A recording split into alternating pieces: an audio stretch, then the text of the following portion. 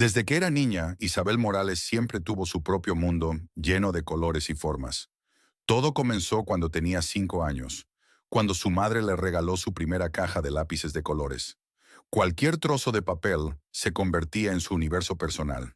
Las paredes de su pequeña habitación en aquella casa de madera estaban cubiertas de dibujos, paisajes imaginarios, rostros de personas que veía en la parada del autobús, animales que nunca había visto en persona.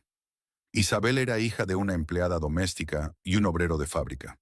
Sus padres llegaban agotados cada noche, con apenas energía para conversar. El dinero escaseaba y a menudo no alcanzaba para llegar a fin de mes. El arte no llena el estómago, solía decir su padre con voz áspera. Necesitas estudiar algo que te dé seguridad. Incluso cuando su profesor de arte mostraba los trabajos de Isabel y hablaba sobre becas para escuelas de arte, sus padres respondían, no podemos arriesgarnos, necesita un futuro estable. Así que Isabel eligió el camino seguro. Después de la escuela, trabajó en una cafetería para pagar sus estudios de administración. Sus cuadernos tenían más dibujos en los márgenes que apuntes, pero siguió adelante. A los 23 años consiguió trabajo en Tecnova, una empresa tecnológica en crecimiento. La oficina estaba en un edificio de cristal en el centro, con vista al río. Todo era ordenado pero sin alma. Isabel se sentaba en un pequeño escritorio en el departamento financiero. Su trabajo consistía en revisar informes, llenar hojas de cálculo y asistir a interminables reuniones donde fingía interés. Pero nunca dejó de dibujar. Su cuaderno de bocetos siempre la acompañaba. Durante el almuerzo, se sentaba en el jardín del edificio y dibujaba. Pájaros volando, nubes cambiantes, el perfil de algún extraño. Así fue como conoció a Manuel. Manuel Ruiz era el conserje del edificio desde hacía más de 20 años. Tenía cerca de 60 años, con profundas arrugas alrededor de los ojos que se acentuaban cuando sonreía. Un día, mientras Isabel dibujaba, sintió una presencia detrás de ella. «Tienes un don», dijo él con voz grave pero amable. Ese fue el comienzo de una amistad improbable entre una joven administrativa y un viejo conserje. Durante los almuerzos compartían historias. Manuel le hablaba de su esposa Carmen, fallecida 5 años atrás. Le contaba cómo pintaba los fines de semana, cómo había creado un pequeño estudio en el sótano de su casa. Los años pasaron. Tecnova creció e Isabel sobrevivió a varias reestructuraciones. Su salario aumentó, pero su satisfacción disminuyó. El tiempo para dibujar se hacía cada vez más escaso. Hasta que un martes lluvioso de marzo, todo cambió. Desde primera hora de la mañana, había tensión en el departamento financiero. Corrían rumores sobre nuevos despidos. Víctor Torres, su jefe, convocó una reunión general a las 10 de la mañana. Isabel tenía un mal presentimiento, pero lo ignoró. Era una buena empleada, puntual, responsable, nunca había faltado al trabajo. Lo que sucedió después en esa sala de conferencias cambiaría su vida para siempre. Recuerdo perfectamente el día en que mi vida cambió para siempre. Tenía 5 años cuando mi tía Carmen me regaló aquella caja de lápices de colores. No era nada especial, solo una caja de cartón desgastada con 12 lápices básicos. Pero para mí fue como recibir un cofre mágico. ¿Saben esa sensación de descubrir algo que te hace sentir completo? Es como si todo el universo conspirara para mostrarte tu verdadero camino. Mi habitación en aquella pequeña casa de madera pronto se convirtió en mi primer estudio de arte. Las paredes, inicialmente desnudas, comenzaron a llenarse de dibujos, paisajes imaginarios que nacían en mi mente, rostros de personas que nunca había conocido, animales fantásticos que solo existían en mi imaginación. Sor, mamá, que se ganaba la vida limpiando casas ajenas, siempre me miraba con una mezcla de orgullo y preocupación. Isabela, me decía mientras doblaba la ropa, dibujas muy bonito, mi amor, pero recuerda que el arte no llena la nevera. Papá, que trabajaba en la fábrica de textiles, asentía en silencio mientras contemplaba mis creaciones pegadas en la pared. Las tardes después de la escuela eran mi momento sagrado. Mientras otros niños jugaban en la calle, yo me sentaba en el suelo de mi habitación, rodeada de hojas de papel. Algunas nuevas, otras recicladas de los cuadernos viejos de mi hermano mayor. El sonido de los lápices deslizándose sobre el papel se convirtió en mi música favorita. A veces, cuando el dinero escaseaba, que era más a menudo de lo que me gustaría admitir, guardaba con celo los pequeños trozos de lápiz que me quedaban. Cada color era un tesoro que debía preservar. Cada línea tenía que ser perfecta, porque no podía permitirme desperdiciar ni un centímetro. ¿Alguna vez han sentido que están destinados a algo, aunque todo el mundo les diga lo contrario? Es como nadar contra la corriente, pero saber en el fondo de tu corazón que es el único camino posible. Mi maestra de primer grado, la señora Martínez, fue la primera en ver algo especial en mis dibujos. Un día me llamó después de clase y me dijo: «Tienes un don, pequeña. No dejes que nadie te diga lo contrario». Guardé esas palabras como un amuleto precioso, especialmente en los días difíciles que vendrían después. Los fines de semana, cuando papá regresaba exhausto de sus turnos dobles en la fábrica, yo le mostraba mis nuevos dibujos. Él sonreía cansadamente y me revolvía el pelo, pero podía ver en sus ojos la preocupación por mi futuro. «El arte es bonito», decía, «pero necesitas algo seguro, algo que te dé de comer». Aquella caja de lápices se convirtió en mi primera ventana a un mundo más grande, más colorido, más mío. Pero mientras crecía, la realidad comenzaba a tocar a mi puerta con sus nudillos implacables. Las facturas sin pagar sobre la mesa de la cocina, las conversaciones en voz baja de mis padres por la noche, el sonido de la máquina de coser de mamá trabajando hasta la madrugada para ganar un dinero extra. ¿Quién iba a imaginar que aquella niña que dibujaba en las paredes de su habitación tendría que enfrentarse tan pronto a la cruel disyuntiva entre seguir sus sueños o someterse a las exigencias de la realidad? Pero esa es otra historia que les contaré en un momento. Todavía recuerdo ese día con una claridad dolorosa. Mi madre, Carmen, sostenía una carta de la Escuela Nacional de Bellas Artes entre sus manos temblorosas. «Ana», me dijo con esa voz que usaba cuando quería protegerme, «el arte es hermoso, pero no paga las facturas». Mis acuarelas y pinceles terminaron guardados en el fondo del armario. El profesor Ramírez había insistido tanto en mi talento, incluso había venido a casa para hablar con mis padres. «Su hija tiene un don excepcional», les dijo, «pero el miedo a un futuro incierto pesó más que cualquier don». ¿Alguna vez has sentido que tus sueños se desvanecen como el humo entre tus dedos, mientras intentas convencerte de que es lo mejor? Empecé a trabajar en la cafetería El Rincón, sirviendo café y tostadas mientras estudiaba administración por las noches. Mi libreta de apuntes se llenaba de pequeños dibujos en los márgenes. Rostros de clientes, tazas de café humeantes, el gato callejero que visitaba la terraza. Era como si mi mano se negara a olvidar su verdadera vocación. Mi padre, Roberto, sonreía orgulloso cuando le mostraba mis calificaciones en contabilidad. «Esto sí tiene futuro, mi niña», decía, mientras yo sentía un nudo en la garganta. Las paredes de mi habitación, antes llenas de bocetos y pinturas, ahora mostraban diplomas y certificados de cursos empresariales. María, mi mejor amiga, era la única que entendía. «Tus ojos brillan diferente cuando hablas de arte», me decía mientras compartíamos un café en nuestros escasos descansos. Pero yo repetía el mantra que me había autoimpuesto: «La estabilidad es lo primero». Los años pasaron como páginas de un libro que alguien hojea sin leer realmente. Me gradué con honores, conseguí un trabajo en una corporación importante, Grupo Monterrey, y comencé a subir la escalera corporativa. Mi escritorio en el piso 14 tenía una vista impresionante de la ciudad, pero yo solo veía formas y colores que ansiaba plasmar en un lienzo. Las reuniones ejecutivas se convertían en sesiones secretas de bocetado en mi agenda. Los informes financieros se transformaban en lienzos improvisados, donde mis números bailaban con formas artísticas. Era como vivir una doble vida, la ejecutiva exitosa por fuera, la artista reprimida por dentro. Una tarde, mientras organizaba mi apartamento, encontré mi vieja caja de pinturas.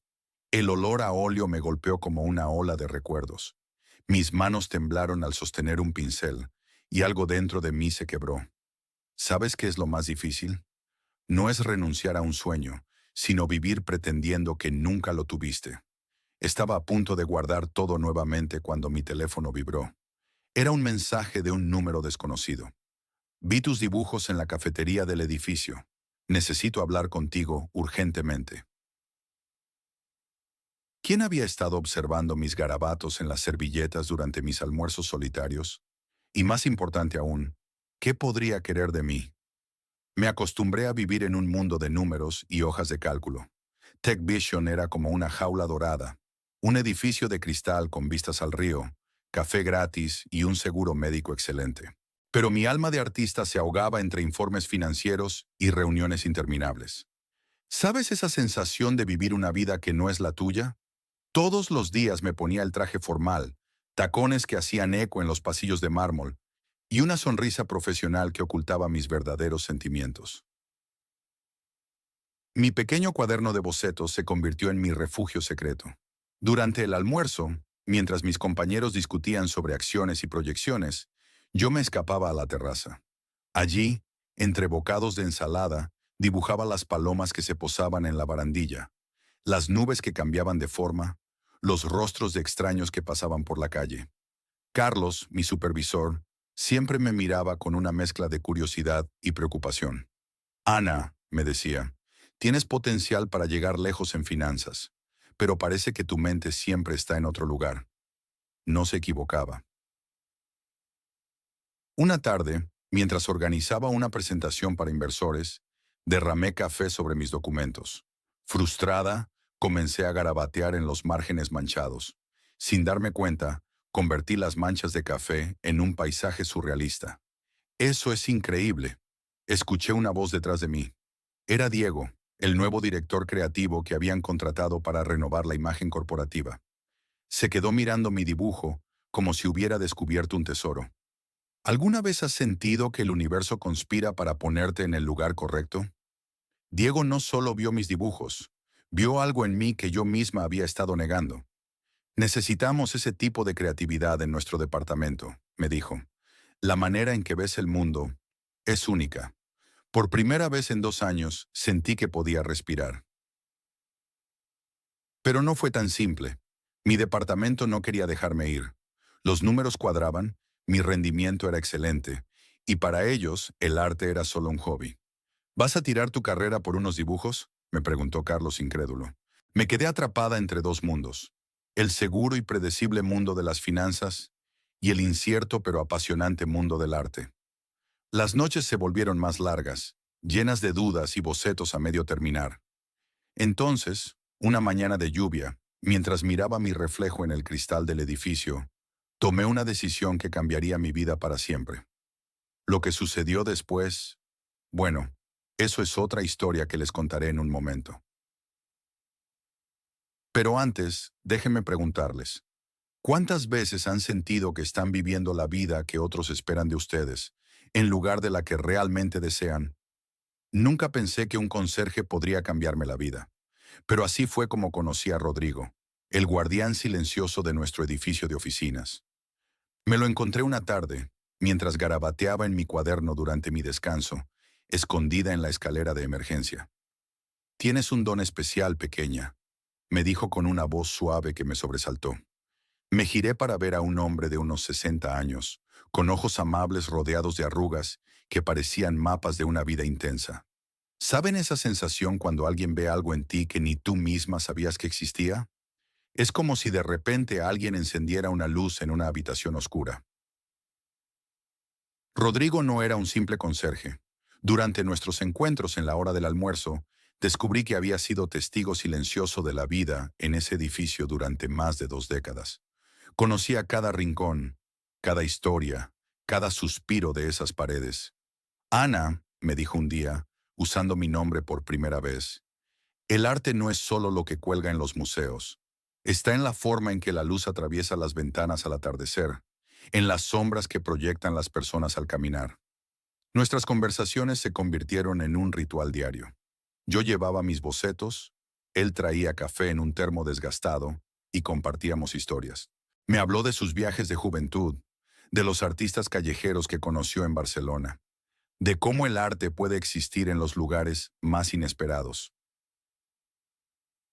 Un día, mientras limpiaba sus gafas con el borde de su camisa gastada, su rostro se ensombreció. ¿Sabes? Mi Carmen era igual que tú, dijo con voz quebrada. Siempre con un lápiz en la mano, siempre soñando en colores. Me contó sobre su esposa, una artista que nunca se atrevió a mostrar su trabajo al mundo. Se fue demasiado pronto, susurró, llevándose consigo todos esos cuadros que nunca pintó. Sus palabras me golpearon como una ola fría. La vida es demasiado corta para los arrepentimientos, Ana, me dijo mirándome fijamente.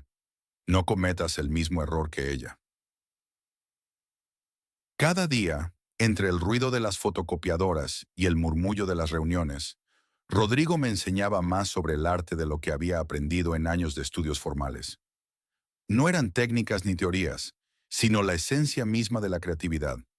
Una tarde, mientras guardaba sus útiles de limpieza, me hizo una pregunta que cambiaría todo. ¿Te gustaría ver algo especial? Su sonrisa misteriosa sugería que guardaba un secreto que había estado esperando el momento adecuado para compartir. Lo que Rodrigo me mostró ese día en el sótano del edificio no solo cambiaría mi perspectiva sobre el arte, sino que me haría cuestionar todo lo que creía saber sobre la vida y la creatividad.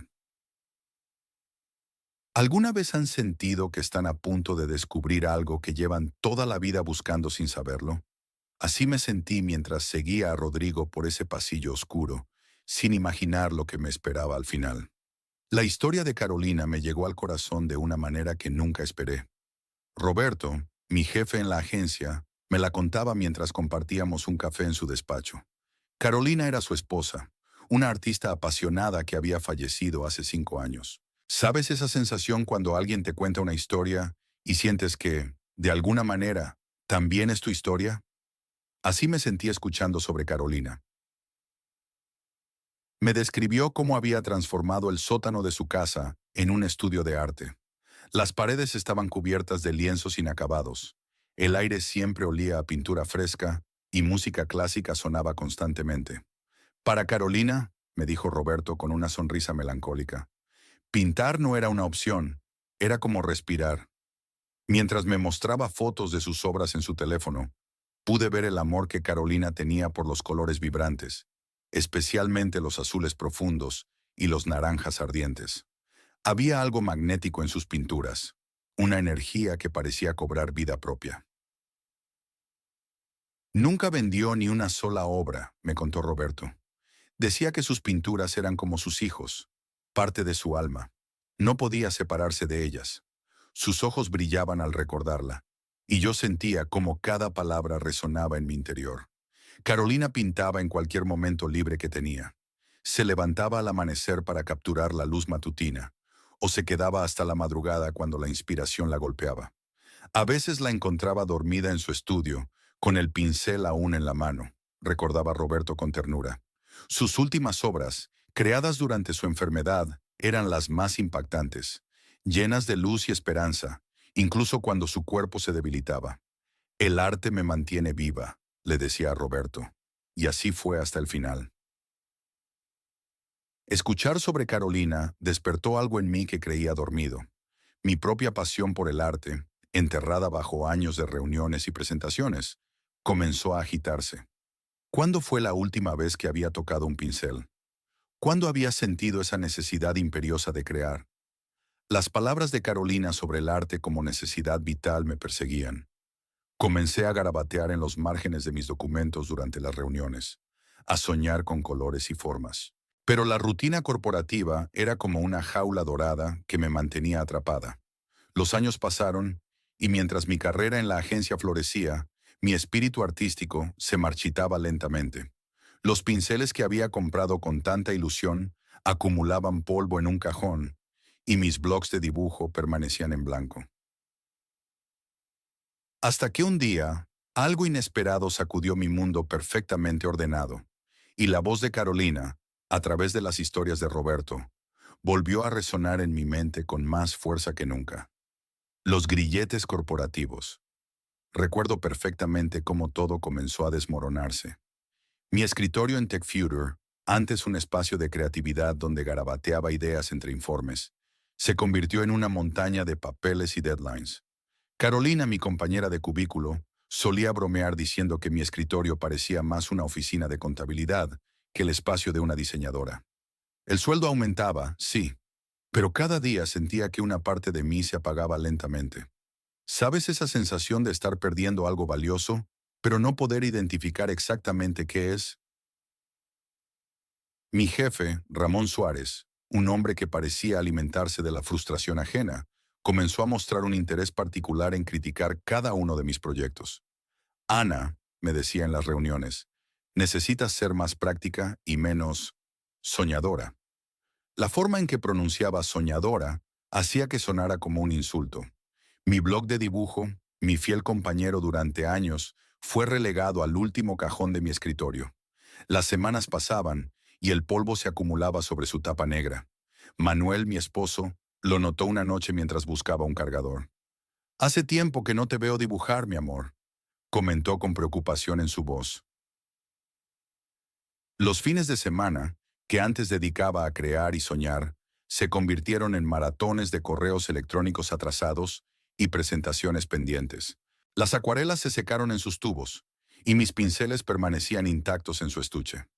¿Te ha pasado alguna vez? ¿Has sentido cómo tus sueños se van desdibujando mientras te adaptas a lo que otros esperan de ti? Mi amiga Julia intentaba animarme. La vida es demasiado corta para vivir los sueños de otros, me decía mientras compartíamos un café en nuestra cafetería favorita. Pero yo ya estaba atrapada en una rueda que giraba cada vez más rápido. Las promociones llegaban, los números en mi cuenta bancaria crecían, pero mi alma se marchitaba. Cada mañana, al ponerme el traje corporativo, sentía que me ponía una máscara más. El brillo en mis ojos, ese que Ramón tanto criticaba, comenzaba a apagarse. Los post-its de colores con ideas para ilustraciones fueron reemplazados por recordatorios de reuniones y deadlines. Mi escritorio, antes un arcoíris de creatividad, se volvió monocromático y predecible. Una tarde lluviosa, mientras miraba por la ventana de mi oficina en el piso 23, me di cuenta de que ya no recordaba la última vez que había dibujado algo por puro placer. Fue entonces cuando sonó mi teléfono, con una noticia que cambiaría todo. No lo sabía en ese momento, pero esa llamada sería el principio del fin de mi vida corporativa y el despertar de algo que creía perdido para siempre. Era un martes lluvioso de marzo, de esos que parecen eternos. La oficina estaba más silenciosa de lo habitual, con susurros y miradas esquivas por todos lados.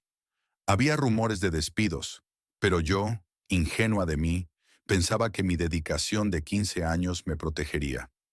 A las 10:30, Ricardo González, el jefe de recursos humanos, me pidió que pasara a la sala de reuniones. Allí estaba Alberto Méndez, el director financiero, con esa cara que ponen cuando las noticias son malas. ¿Sabes esa sensación de que el tiempo se detiene? Como si cada segundo durara una eternidad. Señorita Carmen, comenzó Alberto, después de un análisis detallado, hemos concluido que su posición ya no se alinea con los objetivos de la empresa. Las palabras me golpearon como un cubo de agua helada. 15 años. 15 años de llegar temprano, de quedarme hasta tarde, de sacrificar fines de semana. Todo reducido a una fría frase corporativa.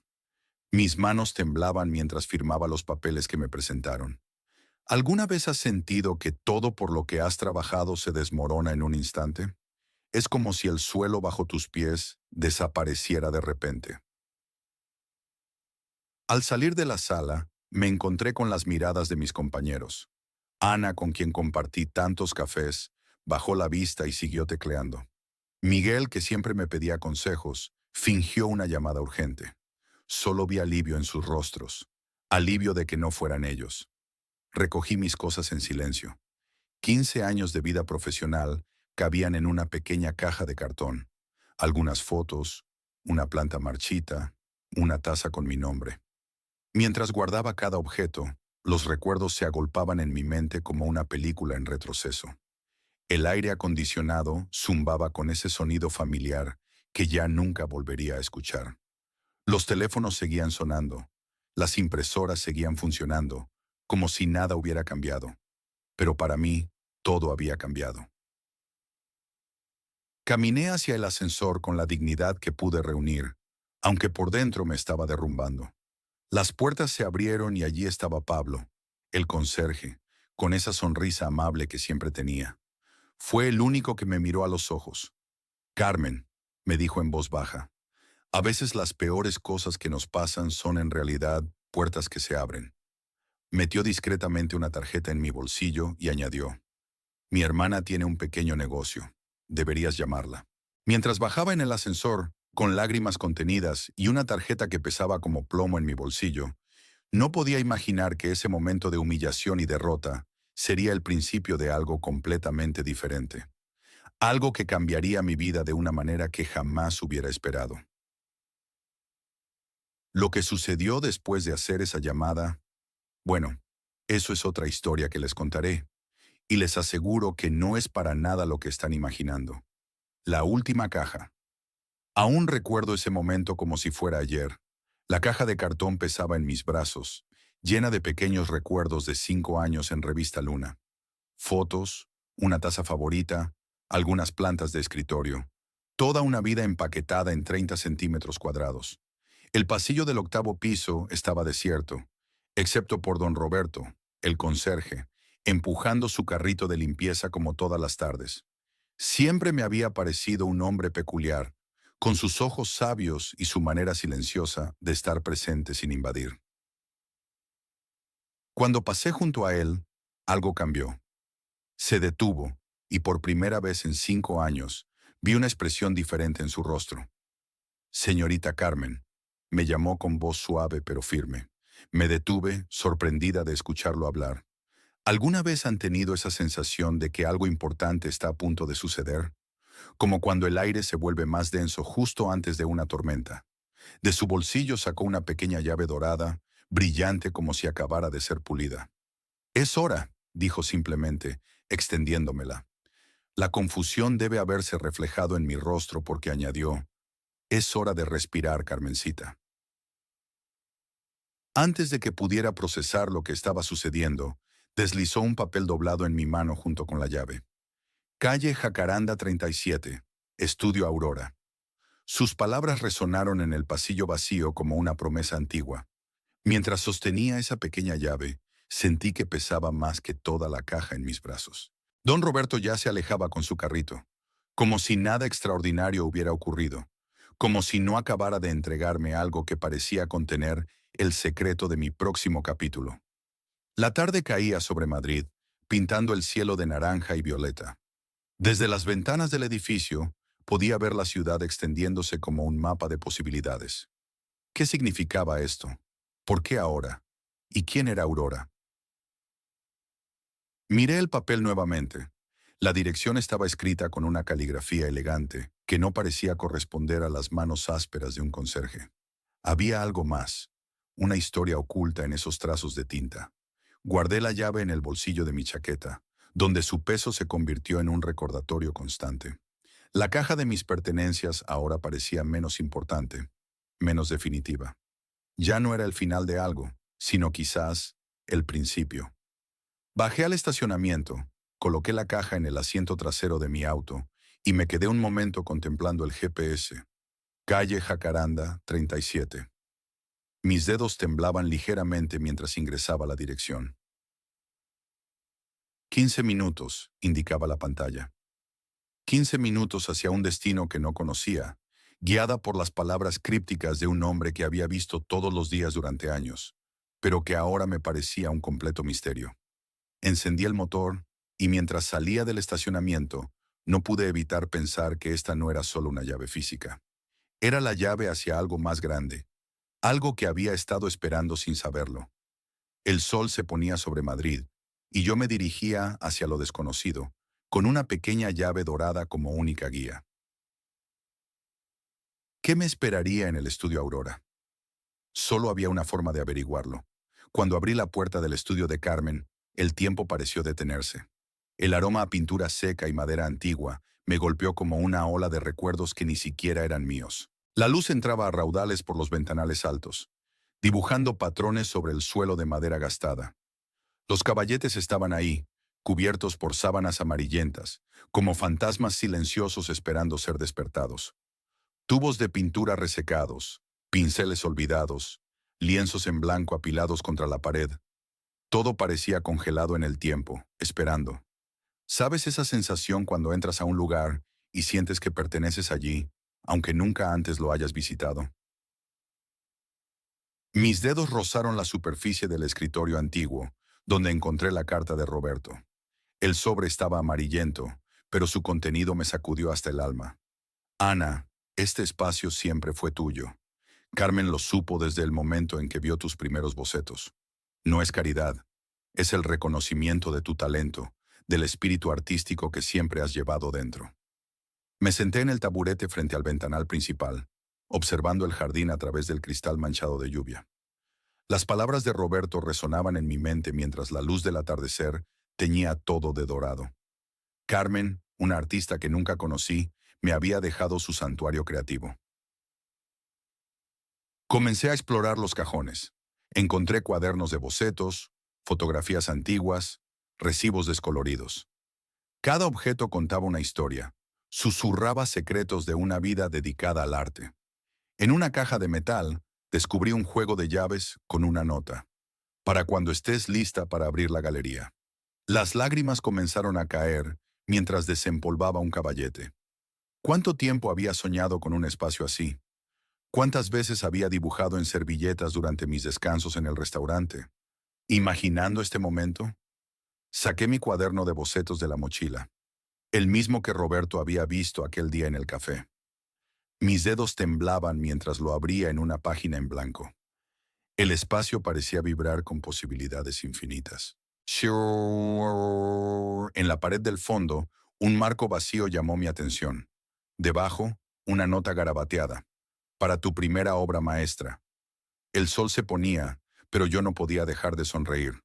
Carmen no solo me había dejado un estudio, me había dado permiso para ser quien siempre soñé ser. Encendí las luces del estudio por primera vez. Las bombillas antiguas parpadearon antes de iluminar el espacio con un brillo cálido. Mientras preparaba un lienzo nuevo, no podía dejar de preguntarme, ¿qué secretos guardaba este lugar? ¿Y por qué sentía que este era solo el comienzo de algo mucho más grande? Tomé un pincel, lo sumergí en pintura negra y me quedé mirando el lienzo en blanco. En ese momento, un golpe en la puerta me sobresaltó. Al otro lado del cristal esmerilado, una silueta familiar esperaba, por fin libre, pero ¿por dónde empezar? Mi viejo estudio parecía un espejo de mi interior, vacío, polvoriento, esperando ser llenado de nuevo con color y vida. Me quedé ahí parada, en medio de ese espacio que antes había sido mi refugio, sintiendo una mezcla de miedo y emoción. Decidí empezar por lo básico, limpiar, ordenar, crear un espacio donde pudiera respirar. Cada pincel que limpiaba, cada lienzo que colocaba, era como un pequeño acto de valentía. ¿Y si ya no sé pintar como antes? Me preguntaba mientras organizaba los materiales. ¿Sabes esa sensación de querer hacer algo con todas tus fuerzas, pero sentir que tus manos tiemblan cada vez que lo intentas? Así me sentía cada mañana frente al lienzo en blanco. Rosa, mi mejor amiga, me visitaba casi todos los días. Ana, me decía, ese es mi nombre, por cierto. Solo tienes que empezar. No importa si es horrible al principio. Y tenía razón, pero el miedo seguía ahí, como un inquilino no deseado en mi mente. Un día, mientras revisaba mis finanzas, el pánico me golpeó. La indemnización no duraría para siempre, y mis ahorros se estaban agotando. Tomás, mi contador, me había advertido sobre ser más prudente, pero algo dentro de mí se negaba a rendirse. Comencé con pequeños bocetos, como una niña que aprende a escribir de nuevo.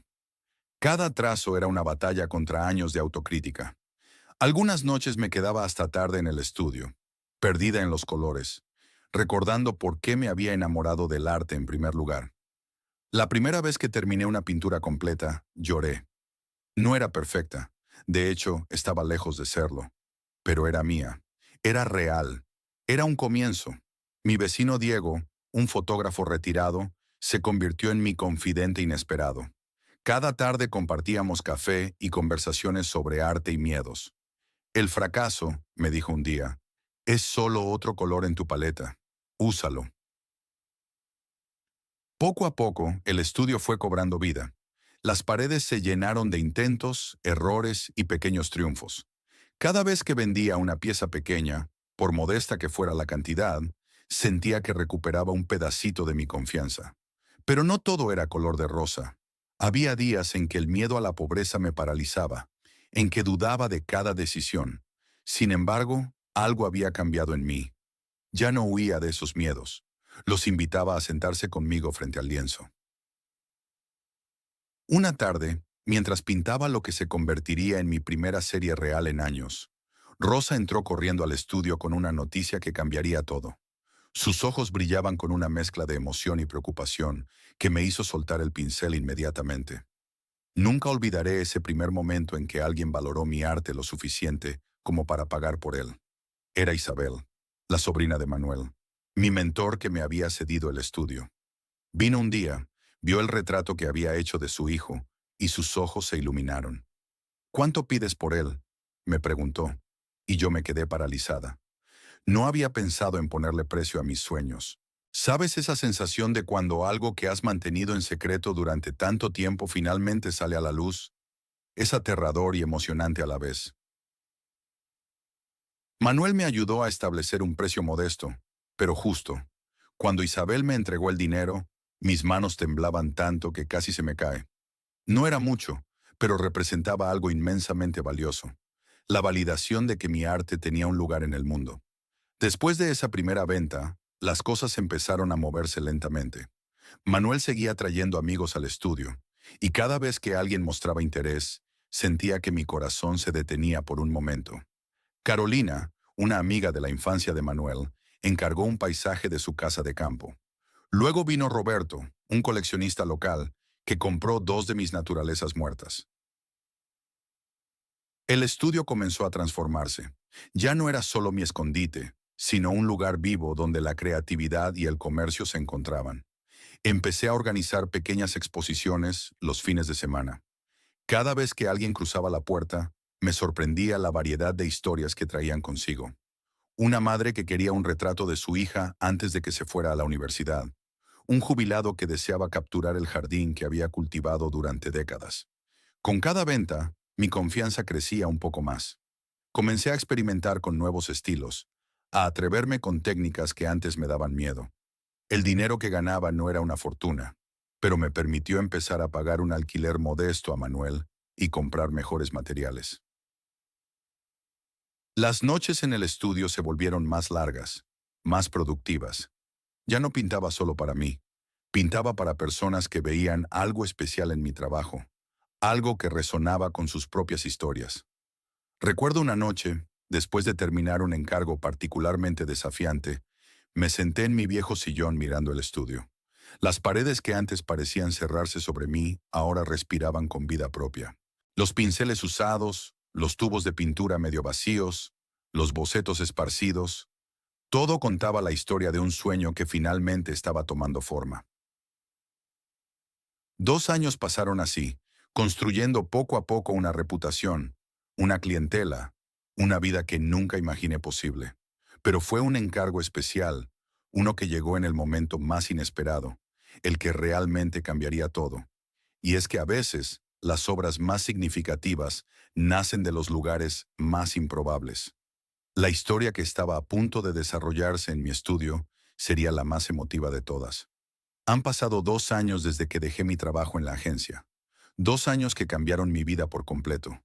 Ahora vivo de mi arte, algo que antes me parecía un sueño imposible. ¿Saben?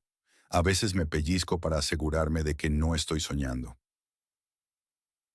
El otro día, mientras ordenaba mi estudio, encontré aquella vieja foto de Roberto y María, la que me mostró ese día en su despacho. La misma que me inspiró para crear algo especial para él. En la imagen, ambos eran jóvenes, recién casados, con esa mirada de quien tiene toda una vida por delante. Decidí hacer algo diferente. Un retrato doble, pero no como aparecían en la foto. Los pinté como serían hoy, con el pelo plateado, algunas arrugas más, pero con los mismos ojos brillantes. Esos ojos que hablan de un amor que ha madurado como el buen vino. ¿Alguna vez han sentido que las palabras no son suficientes para expresar gratitud? Yo me sentía así. Roberto me había dado mucho más que un espacio para crear. Me había dado el coraje para perseguir mis sueños. Trabajé en ese retrato durante semanas. Cada pincelada era un gracias silencioso. Mientras pintaba, recordaba sus palabras. El arte no es solo técnica, es alma. Y puse toda mi alma en ese lienzo. Cuando terminé, lo llamé. Roberto, necesito que vengas al estudio. Tengo algo para ti. Llegó una tarde de domingo, con esa sonrisa suya que siempre transmite calma. Al ver el retrato se quedó sin palabras. Sus ojos se humedecieron. ¿Cómo? Fue todo lo que pudo decir. Así es como los veo, le expliqué. Tú y María envejeciendo juntos, exactamente como soñaban. Se acercó al cuadro, tocando suavemente el rostro pintado de su esposa. «Sabes», me dijo después de un largo silencio, «María siempre decía que envejeceríamos juntos en nuestra casa junto al mar. Nunca llegamos a comprarla». Se giró hacia mí con una sonrisa agridulce. «Pero en tu pintura parece que lo logramos. La editorial de libros infantiles con la que trabajo ahora me ha dado total libertad creativa. Mis ilustraciones están llegando a niños en todo el país, pero nada se compara con la mirada de Roberto ese día. Antes de irse, me abrazó fuerte y me susurró, «Gracias por devolverme ese sueño». Me quedé mirando cómo se alejaba, llevando el cuadro con tanto cuidado como si transportara un tesoro. Esa noche, sentada en mi estudio, pensé en cómo un simple sí a nuestros sueños puede desencadenar una cascada de milagros. Y mientras contemplaba el caballete vacío, una nueva idea comenzó a tomar forma. Porque a veces, los finales son solo el comienzo de una historia aún más grande. Mi viaje ha cambiado por completo mi perspectiva sobre la vida. Sentada aquí, en mi estudio, mirando mis manos manchadas de pintura, finalmente me siento real, auténtica, viva. ¿Sabes? Es gracioso cómo a veces necesitamos alejarnos de todo lo que conocemos para encontrarnos a nosotros mismos. Recuerdo cuando Carmen, mi mejor amiga, me dijo, «Isabela, estás dejando que el miedo controle tu vida». En ese momento me enfadé con ella, pero ahora entiendo que tenía razón. Durante años me había escondido detrás de una máscara de seguridad y conformismo. El día que decidí dejar mi trabajo en la oficina de contabilidad, mi padre, Roberto, casi se desmaya. «¿Vas a desperdiciar 10 años de carrera por un sueño de pintar?», me preguntó con incredulidad.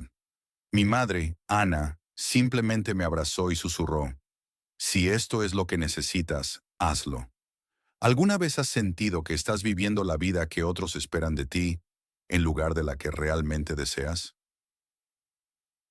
Los primeros días en mi pequeño estudio fueron aterradores. Las facturas se acumulaban y mis pinturas, bueno, digamos que no eran exactamente obras maestras, pero algo había cambiado en mí. Por primera vez, no me importaba fallar. El simple acto de sostener un pincel me hacía sentir más viva que todos esos años firmando informes financieros. Marco, mi mentor en la escuela de arte, me dijo algo que nunca olvidaré. El miedo no desaparece, Isabela. Simplemente aprendes a pintar con él a tu lado. Y tenía razón. Cada trazo, cada error, cada lienzo arruinado se convirtió en parte de mi historia. La primera vez que vendí una pintura, lloré. No por el dinero, sino porque alguien había conectado con algo que salió de mi corazón. Era una pequeña victoria contra todos mis miedos anteriores. Ahora, mirando hacia atrás, veo que cada momento de duda, cada noche de insomnio, preocupándome por el futuro, valió la pena. No porque ahora sea una artista exitosa, todavía estoy en ese camino, sino porque por fin soy yo misma. El otro día, una joven estudiante me preguntó cuál era el secreto para vivir sin miedo. Le sonreí y le dije la verdad. No se trata de vivir sin miedo, sino de no dejar que el miedo te impida vivir. Esta mañana, mientras limpiaba mis pinceles, encontré una vieja agenda llena de números y fechas límite. La guardé como recordatorio de quién era y de lo lejos que he llegado. No porque ese pasado fuera malo, sino porque me ayudó a llegar hasta aquí. Y saben, lo más hermoso de todo esto es que el viaje apenas comienza. Cada mañana, cuando abro las cortinas de mi estudio y veo la luz del sol filtrándose entre mis lienzos, siento una emoción que ningún balance contable podría darme jamás. ¿Qué viene después? No lo sé con certeza, y eso es precisamente lo más emocionante. Pero de una cosa estoy segura: ya no permito que el miedo decida por mí. Ahora pinto mi propia historia, con todos sus colores, sus errores y sus momentos de gloria. ¿Y tú? ¿Qué historia estás esperando para comenzar a pintar? Aquí está el outro para el video, manteniendo la conexión emocional y creando intriga para continuar. La historia de Melin Richards nos recuerda que a veces necesitamos perder algo para encontrarnos verdaderamente. De administrativa frustrada a artista realizada, su camino nos enseña que nunca es tarde para escuchar a nuestro corazón.